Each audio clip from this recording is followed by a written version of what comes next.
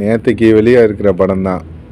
அதாவது ஜனவரி 25ஆம் தேதி வெளியாக இருக்கிற படம் தான் ப்ளூ ஸ்டார்.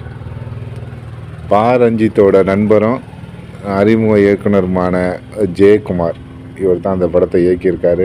ரஞ்சித் படம்னாலே அவர் எல்லா படமும் அவர் தயாரிக்கிற எல்லா படமும் அந்த ஒதுக்கப்பட்டவர்கள், நசுக்கப்பட்டவர்கள், இவர்களின் எழுச்சி அரசியல் படமாகவே இருக்கும். இது எல்லாமே தெரிந்தது தான். அந்த மாதிரி அரசியல் படத்தில் இந்த ப்ளூ ஸ்டார் படமும் சேர்ந்துருக்குன்னு சொன்னால் உண்மையிலே அது தான் சேர்ந்துருக்கு. அவரோட படம் எப்படி இருக்குமோ அதோடு சேர்ந்தது தான் இந்த படமும். சரி, இந்த படத்தோட கதை என்னென்னு பார்ப்போம். அதாவது அரக்கோணத்தில் இருக்க அசோக் செல்வன் அதாவது அரக்கோணத்தில் இருக்கிற அசோக் செல்வனின் ப்ளூ ஸ்டார் அந்த கிரிக்கெட் அணிக்கும் சாந்தனு இருக்காப்புல அவரோட ஆல்ஃபா மேல் இருக்கும் அந்த கிரிக்கெட் அணிக்கும் இடையே ஆரம்பத்திலேருந்தே சண்டைங்க. ஸ்டார்டிங்கில் சண்டையாக தான் இருக்கும். ஒரு கட்டத்தில் பார்த்திங்கன்னா அந்த சண்டை இருவரும் பேச்சுவார்த்தை, அதாவது பேசாமே இருப்பாங்க. அந்தளவுக்கு சண்டை வந்துடும். அந்த சண்டை எதிரியாக அப்படியே 2 பேரும் எதிரியாகவே மாறிடுவாங்க. ஆனால் அந்த 2 எதிரியும் சேர்ந்து ஒரே ஒரு வெற்றிக்காக ஒரு போராட்டம் பண்ணுவாங்க. அந்த போராட்டத்தில் 2 பேரும் ஒரே ஒரு கருத்துக்காக போராடுவாங்க.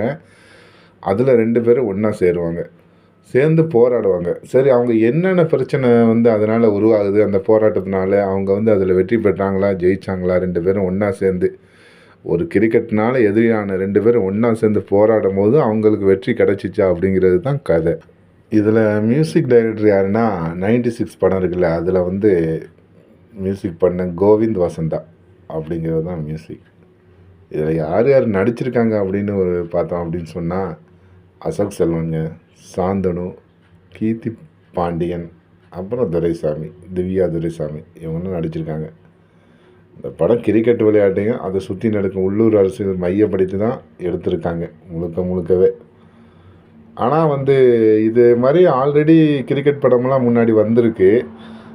அப்படி அந்த கிரிக்கெட்டு மைதானத்தில் விளையாட்டு அரசியல் என இப்படி ஆரம்பமாக படம் இளைஞர்களுக்கு கிரிக்கெட்டு ரசிகர்களுக்கும் பிடிக்கும் தவிர அனைத்து மக்களுக்கும் பிடிக்கும் அப்படின்னு சொன்னால், அதாவது எல்லா மக்களுக்கும் பிடிக்கும் அப்படின்னு சொன்னால் பிடிக்காது.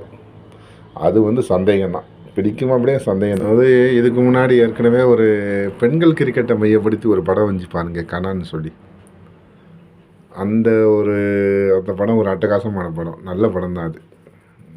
அந்த படத்தை இதை தாண்டுமா ப்ளூ ஸ்டார் அப்படின்னு சொன்னால் தாண்டாது, அப்படியெல்லாம் தாண்டாது. சரி, இல்லை அடுத்து வர இருக்கோம் இந்த லால் சலாம் படத்துலையும் தான் இதே மாதிரி கிரிக்கெட்டு மத அரசியல் அந்த படமும் இருக்குது. அது எப்படி வரப்போகுது அப்படிங்கிற கேள்விக்குறியாக இருக்குது. அது வரும்போது அதை பற்றி பேசுவோம். ஒரு படம் ஆரம்பத்திலே நல்ல இன்ட்ரெஸ்டாக இருந்து சுவாரஸ்யமாக இருந்து ஒரு கட்டத்துக்கு மேலே இப்படி தான் அப்படின்னு நம்மளே யோசித்தோம் அப்படின்னு சொன்னால் அந்த படம் கண்டிப்பாக வெற்றி பெறாது, தோல்வியில் தான் முடியும். என்ன கதைங்கிறத யோசிக்க முடியாது, என்ன நடக்க போகுது அப்படிங்கிறது நம்மளால் யோசிக்க முடியாத அளவுக்கு அந்த திரைக்கதை இருந்தால் மட்டும்தான் அது வெற்றி பெறும் கண்டிப்பாக. அப்புறம் இப்படி தான் நடக்கும், அடுத்த சீன் இப்படி நடக்கும், அடுத்த சீன் இப்படி நடக்கும், அடுத்த காட்சி இப்படி வரும் அப்படி நம்மளே சொல்லிட்டோம் அப்படின்னு சொன்னால் அந்த படம் எப்படி ஒரு வெற்றி படமாக அமையும்? அவர் இயக்குனர் ஒரு சரியான கதையை எடுத்திருக்காரு. அதில் அசோக் செல்வனும் சாந்தனும் கீர்த்தி பாண்டியனும் நடிச்சிருக்காங்க. அதெல்லாம் அந்த நடிப்பெல்லாம் குறை சொல்கிற மாதிரி இல்லை. ஆனால் அதையும் தாண்டி படம் பார்க்கும்போது ஏதோ ஒன்று மிஸ் ஆகுது அப்படிங்கிற ஒரு ஃபீல் தான் கடைசி வரைக்கும் இருக்குது.